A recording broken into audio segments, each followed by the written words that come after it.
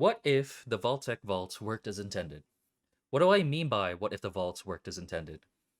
Because they did work as intended. They were little lab experiments and genetic stock for Vault-Tec, the pre-war companies, and the Enclave.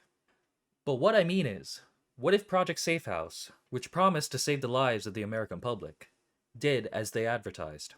If Vault-Tec acted out of character, didn't embezzle its money, made vaults within its already large budget, and didn't orchestrate social experiments within its vaults, how many lives could they have saved? And how would the world of Fallout be affected?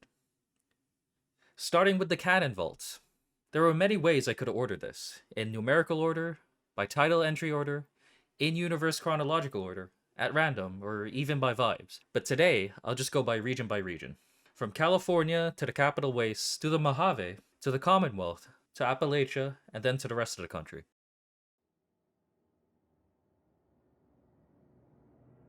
Vault 4 appeared in a Fallout TV show.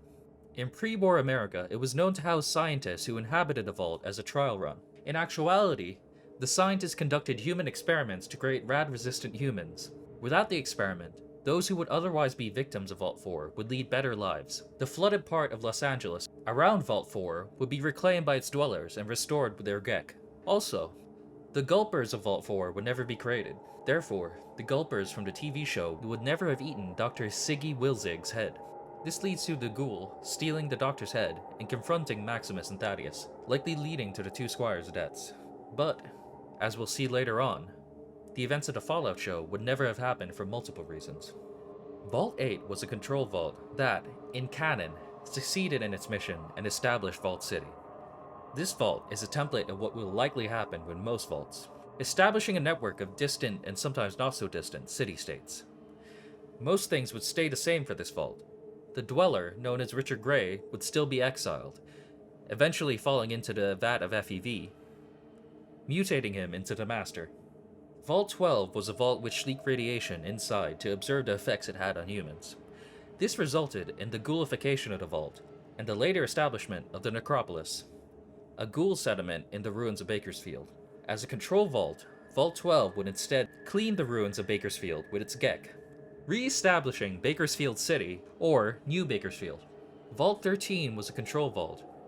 During the events of Fallout 1, their water chip broke, forcing the Overseer to send out dwellers to find a replacement water chip, leading to the adventures of the Vault Dweller, and them saving the wasteland for the mutant army, the Unity. With Vault 13 being better built, the water chip wouldn't have failed. The Vault Dweller wouldn't have left the vault. They wouldn't have fought and defeated the Unity, leaving that job to another hero. However, now that Vault 13 has adequate resources, it could use a gek, that it never had in canon, to reclaim the surrounding Sequoia National Park and Inyo National Forest. Vault 13 has all the surrounding area to settle for themselves. Vault 15 was intentionally overcrowded with dwellers of differing backgrounds and values, which, in canon, would lead to the egalitarian, dharmic influence of Shady Sands, and the three raider gangs, the Khans, the Jackals, and the Vipers.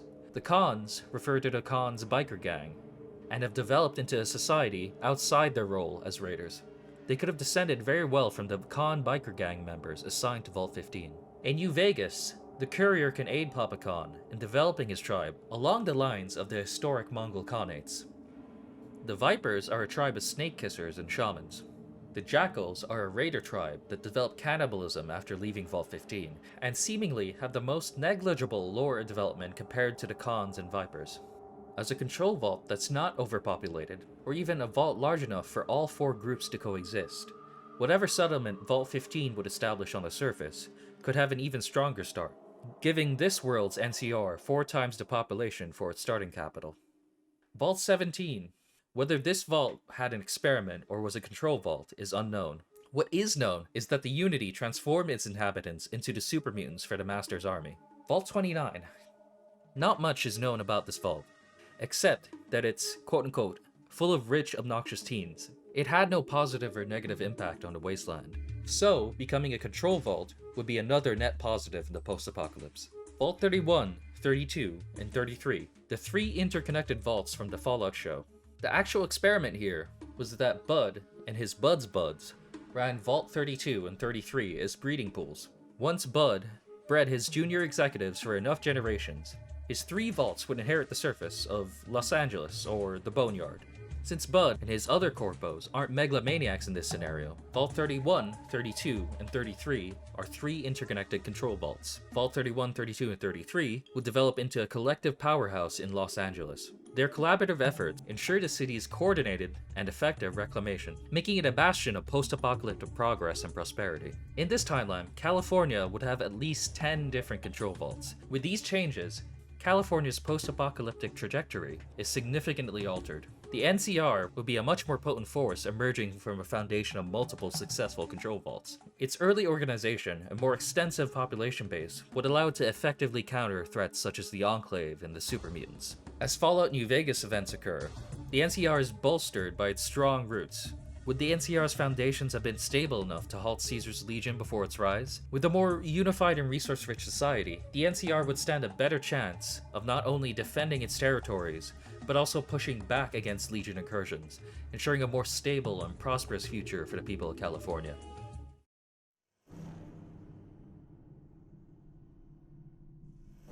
Vault 87 in the Capital Wasteland created the Capital Wasteland variants of Super Mutant. Without its experiment, the Capital Waste would be magnitude safer without super mutants. Fox would live on as one of the Vault 87 scientists, who used their Gek on the surface, resettling the Vault 87 population. The good Karma factions, like the Brotherhood, wouldn't have to deal with super mutants. Fox, as we know him, wouldn't be a companion. With little lamplight nearby, Vault 87 would likely care for the first generation of kids, and subsequent kids, like McCready, wouldn't end up in Little Lamplight and would lead better lives. Vault 92, where the vault subjected its dwellers to white noise, driving all of them homicidal, wiping out the vault.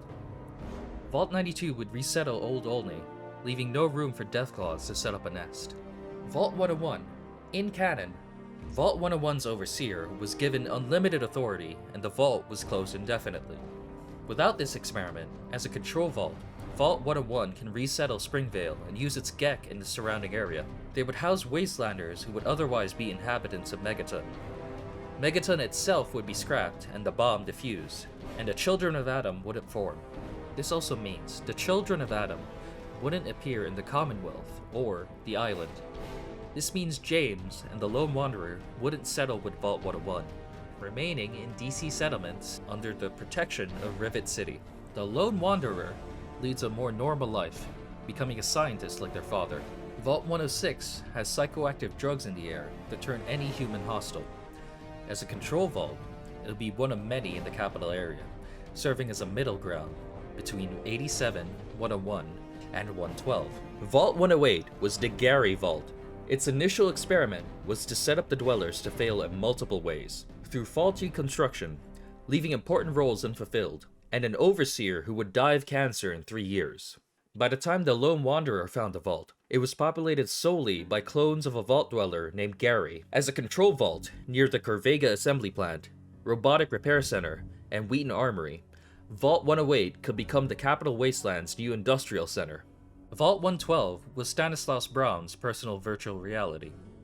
Without this experiment, it would have served as a point of contact and trade with other regions, furthering the area's economic and social stability. Overall, transforming the Capital Wasteland into a network of control vaults leads to a far safer and more prosperous region. The absence of significant threats and the presence of well-organized and resource-rich communities would result in a thriving post-apocalyptic wasteland. The Brotherhood of Steel, instead of being embroiled in the constant battles with super mutants and Deathclaws, would find a capital already rebuilt. Lion's Brotherhood would become a small hidden chapter, much like the Lost Hills Brotherhood with the NCR.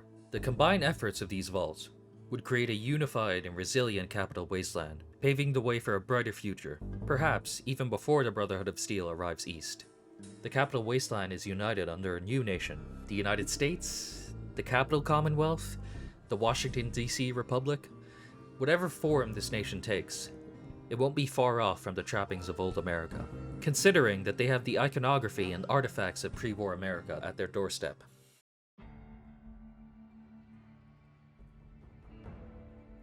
Vault 3 was a control vault that lasted for a century in isolation before a water leak forced the vault to open itself to trade. This allowed the fiends to massacre them. With better construction, the vault may never have needed to open up, Or, as we'll see later on, with more prosperous vaults, the fiends may never have formed before Vault 3 even opened up. Vault 11 was a vault which held annual elections to sacrifice a dweller among them. This led to a bloody massacre that left a handful of survivors, and the vault computer revealed that there was no real consequences to refusing a sacrifice. This was too much for all but one of them, leaving a lone dweller to tell the tale. All this bloodshed wouldn't have happened in this world, and Vault 11 would just be one of many vaults in the Mojave. Vault 19, in the Mojave, divided its dwellers into red and blue factions. It would connect with the other vaults of the Mojave as a regular vault. Its presence would prevent the powder gangers from setting up in the area. Vault 21 was the gambling vault. It was ultimately gambled away to Mr. House, and the dwellers were evicted, and the vault became a tourist trap. If it were a control vault, it could form the basis for repopulating New Vegas. By the time they exit the vault, reclaim the surface, and rebuild New Vegas's infrastructure, they could awaken Mr. House. With his charisma, Securitrons, and the fact that he saved Vegas from being completely bombed, he could sway the new population of Vegas to accept him as their mayor. Vault 22 was the plant research vault. Without the research, the spore monsters that resulted would never have been created. Vault 22 would be one of many Mojave vaults. In Vault 34, there were more guns there than even there were people in the Mojave. In this world, the infighting that formed the Boomers and the disaster that killed the remaining residents wouldn't have happened, leaving Vault 34, whose dwellers settled near Nellis Air Force Base. There would be fewer deaths, but the Boomers as we know them wouldn't exist. Overall, the Mojave Wasteland, transformed by a network of control vaults, will be a far more secure and thriving environment. Eliminating internal vault conflicts and preventing hostile groups like the Fiends and Powder Gangers would lead to a more peaceful and cooperative region. The stability and economic guidance of New Vegas under Mr. House's leadership would pave the way for a brighter future for the Mojave. Mr. House could lead the surrounding region as the Republic of Nevada, with its precious New Vegas as its capital. The rise of the NCR and similar republics in the surrounding states would spur House to take action to stake a legal claim on the surrounding vaults before any of his soon-to-be neighbors get any ideas.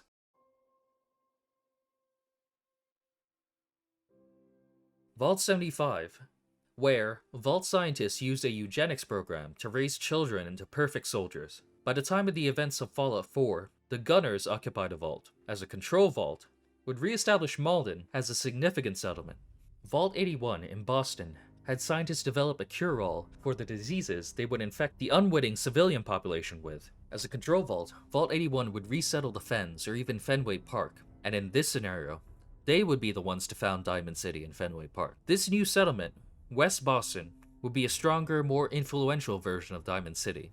The surrounding city would be secure enough for these dwellers that Fenway Park would remain a baseball stadium, not a fortified shanty. Of course, without the experiment, there would be no mole rat disease, no cure-all, and no Curie. She wouldn't exist and she wouldn't be a companion. Vault 88 was left incomplete by the time the bombs fell. With better funding and being built as a control vault, Vault 88 could resettle Quincy and the surrounding area. Hyde Park, Neponset Park, Suffolk County, etc. Vault 95 was the rehab vault, where addicts were given experimental addiction treatments that worked for a time, at least until the vault staff revealed a stash of chems. If Vault 95 were a control vault, the glowing sea would have been cleaned using their Gek, leaving no room for the deadlier wasteland monsters and the Children of Adam to settle. Without the Crater of Adam, the Children of Adam's migration might be slowed down, and they might not even reach the island by the time of Fallout 4. But, like I said earlier, the Children of Adam wouldn't exist because of the changes to Vault 101. This would make the Commonwealth safer from monsters and radstorms, but could also give another route for groups like the Gunners and the Nuka World Raiders to enter the Commonwealth. Lastly, Kate, in her companion quest, needs to find a way to cure her psycho-addiction. Vault 111 studied the effects of cryostasis on unsuspecting individuals. As a control vault, Vault 111 would be equipped to last for years, not 180 days just for its staff. Nate, Nora, and Sean would likely live everyday lives and resettle in Sanctuary Hills and Concord within their lifetime, leaving the northwest corner of the Commonwealth safer and more populated by the events of Fallout 4. Neither Nate nor Nora would be the sole survivor. Some other Wastelander would fill that role, but Sean also wouldn't take the role of father, director of the Institute. The Institute would continue its line of robotic synths because they would fail to find any undamaged human DNA. Vault 114 a vault where its upper-class residents were subjected to cramped conditions and stripped of their preferred luxuries. As a control vault, it's best positioned to resettle downtown Boston, taking control of the Commons, Financial District, and Theater District outwards. With the State House at their doorstep, they could easily convince themselves that they're the best candidates for a new Massachusetts government. Vault 118 on the island was a vault divided between its rich residents and their working class residents. The working class half of the vault was incomplete due to embezzlement. As a control vault, it would give the island a better start in a post-apocalypse. Their GEC would clean the island of any radiation. While the fog comes in from the mainland in the north, with no children of Adam, fewer native irradiated wildlife, and more islanders, Far Harbor is at a better spot than in Cannon. With more settlements with stable and educated populations joining the initial CPG talks, the early institute could be convinced that the surface was indeed recovering and that underground survivors could thrive on the formerly irradiated lands of New England. The CPG massacre could be avoided in this timeline, and the time that the institute lived underground could be a footnote in the history of the new Commonwealth of New England.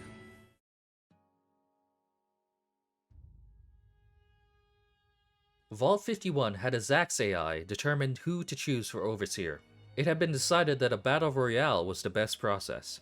Vault 51 as a control vault would remain closed and prosper, maintaining its population and keeping them safe from the scorched plague and the monsters of Appalachia. Vault 63 was a personal project by Hugo Stalls in the ash heap of Appalachia. He developed large-scale robotics and weather manipulation. The latter would contribute to the Dwellers' mutation into the mutant subspecies, the Lost. As a control vault, if they deployed their GEC and made the ash heap livable, they would have a chance of reclaiming and mining the area, even without the technology that Stalls developed. Vault 76 was a control vault whose inhabitants would become the pioneers, rebuilding Appalachia after the Scorched Plague. Nothing would change with this vault. Vault 79 was where the Secret Service housed America's gold reserves. Nothing would change with this vault since there's no experiment. There are no real dwellers in this vault, just the Secret Service and whatever families they had. If they ever decided to join a post-war faction, the Secret Service would give them legitimacy, if not the basis for a gold standard for the faction's currency. Vault 94 was a vault of pacifists. In canon, their attitude made the residents of Harper's Ferry suspicious, and the townspeople massacred Vault 94. They damaged the vault's GEC, creating the Mire in Appalachia.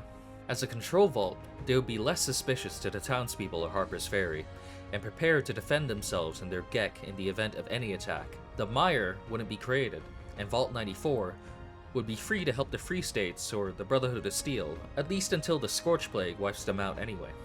Vault 96 was a vault staffed by 5 researchers, who were forced by the vault's automated systems to develop anti-mutant countermeasures against the local wildlife. They tried to escape and were killed, letting the mutants escape. Without this experiment, Appalachia would be safer for it. With fewer mutant experiments roaming about, they could resettle the nearby Spruce Knob and make contact with the nearby Vault 63. Appalachia will still suffer from the Scorch Beast, the Scorch Plague, and the Scorched. Still, transforming Appalachia's vaults into control vaults would create a foundation for a unified Appalachia. The stability and prosperity of these vaults would attract more settlers, bolstering the population and resource base by the time Vault 76 opens up. The interconnected and cooperative vault communities could form a new nation in the coming years. Considering the friendly factions of Appalachia, the surviving vault dwellers would meet the Foundation settlers, the Free States, the Brotherhood of Steel, and the Blue Ridge Caravan. This nation could inherit the trappings of the pre-war Commonwealths and name itself the Appalachian Commonwealth. This nation could have the best economic start, supported by the gold reserves of Vault 79 and the mines of the Ash Heap, and a robust network of settlements. The Appalachian Commonwealth could be well equipped to defend against external threats, like the Blood Eagles and the Crater Raiders. It could emerge as an early beacon of hope and stability in the post-apocalyptic world, helping neighboring stable communities such as the Pittsburgh Union and the Atlantic City Municipal Government. The leadership and pioneering spirit of Vault 76's inhabitants, combined with the collaborative efforts of the other vaults, would ensure a prosperous and thriving future for Appalachia.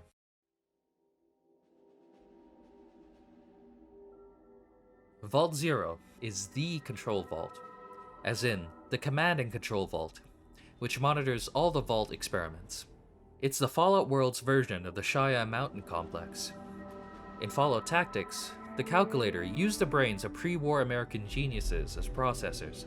In this world, with no experiment to monitor, there'd be no calculator, and the geniuses that died in the vault would live out their lives. They could create a future generation of technocrats who could take the lead of Vault Tech and sway the other vaults in joining them in whatever post-war faction they formed.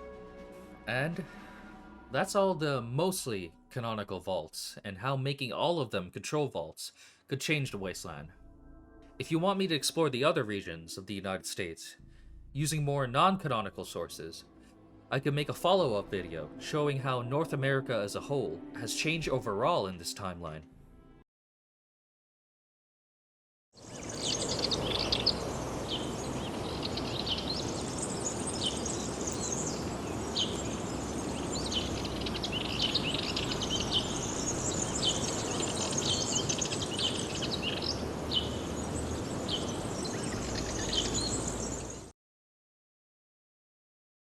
Greetings, scavers and dwellers.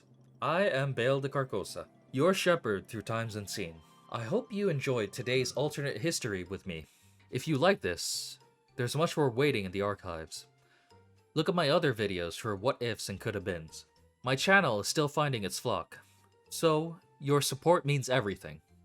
Leave a like, tap subscribe, and join the flock as I shepherd you to more worlds. Do you have a world you'd like to witness? Leave your ideas in the comments. I'm always eager to spin new yarns with you. Until next time, Slan, Agasingat.